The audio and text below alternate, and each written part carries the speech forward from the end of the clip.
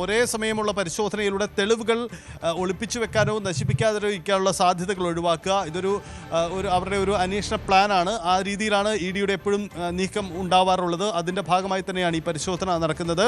ഒരിടത്ത് പരിശോധന നടക്കുമ്പോൾ മറ്റൊരിടത്ത് തെളിവ് ഒളിപ്പിക്കാനുള്ള സാഹചര്യം ഒഴിവാക്കുക എന്നതാണ്.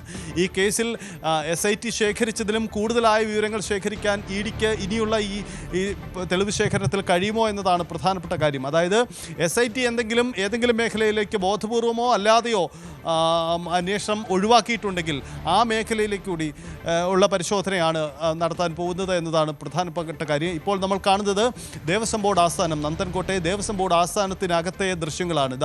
അവിടെ ഉദ്യോഗസ്ഥരൊക്കെ വന്നിട്ടുണ്ട്, ഇ ഡിയുടെ പരിശോധന നടക്കുകയാണ്. അവിടുത്തെ ദൃശ്യങ്ങളാണ് നമ്മളിപ്പോൾ കാണുന്നത്. നന്ദൻകോട്ടെ ദേവസ്വം ബോർഡ് ആസ്ഥാനത്തിലുള്ള ദൃശ്യങ്ങളാണ്. അതായത് ദേവസ്വം ബോർഡ് ആസ്ഥാനം തന്ത്രപ്രധാന ഇടമാണ്. ഈ ഇടപാടുകളുടെ എല്ലാം തീരുമാനമെടുക്കപ്പെട്ടു എന്ന സ്ഥലമാണ് ദേവസ്വം ബോർഡ് യോഗങ്ങൾ ചേരുന്ന. അതുകൊണ്ട് ഇതിനുമായി ബന്ധപ്പെട്ട തന്ത്രപ്രധാനമായ രേഖകൾ അവിടെ നിന്നും ശേഖരിക്കാൻ തീർച്ചയായിട്ടും ഉണ്ടാവും. അത് സ്വാഭാവികമായും ശേഖരിക്കപ്പെടുന്നുണ്ട്. അതായത് ഉണ്ണികൃഷ്ണൻ പോറ്റിയും തിരുവിതാംകൂർ ദേവസ്വം ബോർഡുമായുള്ള കത്തിടപാടുകൾ നടത്തിയ ഇടപാടുകൾ, അതിൻ്റെ രേഖകൾ, നിർണായകമായ ദേവസ്വം ബോർഡ് യോഗ തീരുമാനങ്ങൾ, ഏറ്റവും ഒടുവിൽ ഉള്ള ദേവസ്വം ബോർഡിൻ്റെ യോഗ തീരുമാനങ്ങളൊക്കെ പരിശോധിക്കപ്പെടും. എന്തായാലും സർക്കാരിൻ്റെയും ദേവസ്വം ബോർഡ് അധികൃതരുടെയും ഒക്കെ പ്രതികരണം നമുക്ക് വരുന്ന മിനിറ്റുകളിൽ പ്രതീക്ഷിക്കാം. N. ജയകുമാർ എന്ന മുൻ ചീഫ് സെക്രട്ടറിയാണ് ഇപ്പോൾ ദേവസ്വം ബോർഡിൻ്റെ പ്രസിഡൻ്റായി പ്രവർത്തിക്കുന്നത്. ശബരിമല സീസൺ അതിൻ്റെ അവസാന ഘട്ടത്തിലാണ്. അപ്പോൾ അദ്ദേഹത്തിൻ്റെ പ്രതികരണങ്ങളൊക്കെ ഈ വിഷയത്തിൽ ഉണ്ടാകുമെന്ന് നമുക്ക് കരുതാം. അപ്പോൾ തന്ത്രപ്രധാനമായ പരിശോധന പുരോഗമിക്കുന്നു. ഈ ശബരിമല സ്വർണ്ണക്കൊള്ള കേസിൽ ഇപ്പോൾ ഇ ഡിയുടെ റെയ്ഡ് പുരോഗമിക്കുകയാണ്. 21 പരിശോധന നടക്കുന്നത്.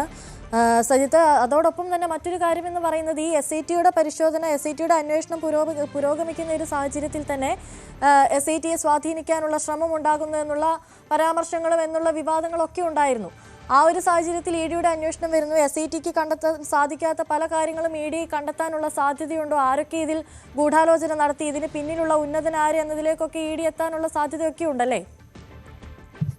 തീർച്ചയായിട്ടും ഉണ്ട്. അത് വളരെ പ്രധാനപ്പെട്ട നീക്കമാണ്. പുതിയ ഇടങ്ങളിൽ നിന്നുള്ള വിവരശേഖരണം അത് വളരെ പ്രധാനപ്പെട്ടതാണ്. ഈ നടത്താൻ പോകുന്ന വിവരശേഖരണത്തിൽ അതായത് SIT ഇതുവരെ കടന്നു പോവാത്ത മേഖലകളിലൂടെ ഇ ഡി കടന്നു പോകുമോ എന്ന ചോദ്യമാണ്. അത് വളരെ പ്രധാനപ്പെട്ടതായി മാറും ഈ അന്വേഷണത്തിൽ എന്ന് നമുക്ക് കൃത്യമായും പറയാം. കാരണം ഇതുവരെ ഇ ഡി SIT കടന്നു പോകാത്ത വഴികളിലൂടെ ഇ ഡി കടന്നുപോയാൽ പുതിയ അറസ്റ്റുകൾ ഉണ്ടാവുമോ? അവിടെയാണ് നമ്മൾ നേരത്തെ സൂചിപ്പിച്ചത് ഈ ഉണ്ണികൃഷ്ണൻ പോറ്റിയും മുൻ മന്ത്രി കടകംപള്ളി സുരേന്ദ്രനടക്കം വലിയ ബന്ധമുണ്ടായിരുന്നു എന്ന ആക്ഷേപം നേരിട്ടവരാണ്.